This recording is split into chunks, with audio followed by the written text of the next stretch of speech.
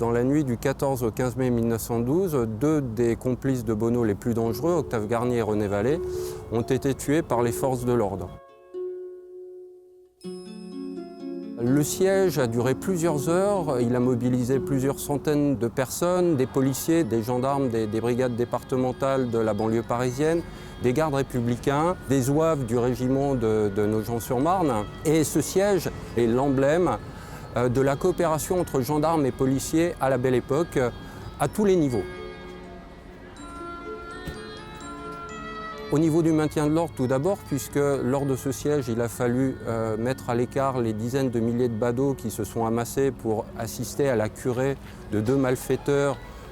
célèbres par leurs exploits criminels. En termes de police judiciaire également, cette affaire montre la parfaite entente entre policiers et gendarmes qui existe durant plusieurs semaines.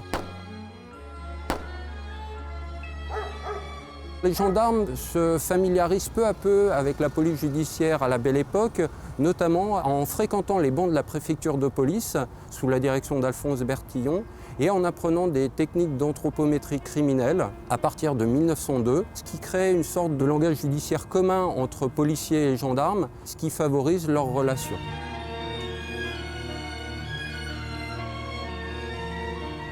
En termes de maintien de l'ordre, l'entente entre gendarmes et policiers est constante sous la Troisième République, puisque depuis la période révolutionnaire, les policiers, notamment les commissaires de police comme les gendarmes, sont liés de manière indissoluble, si on peut dire. Les commissaires de police ont besoin de la force physique des gendarmes pour pouvoir intervenir, alors que les gendarmes ont besoin des réquisitions et des sommations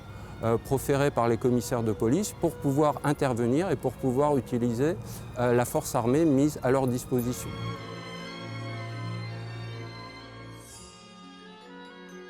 Pour les magistrats, les gendarmes sont des auxiliaires indispensables puisqu'à la veille de la Première Guerre mondiale, les militaires apportent plus de 250 000 affaires annuellement au parquet, quand les policiers en apportent moins de 200 000.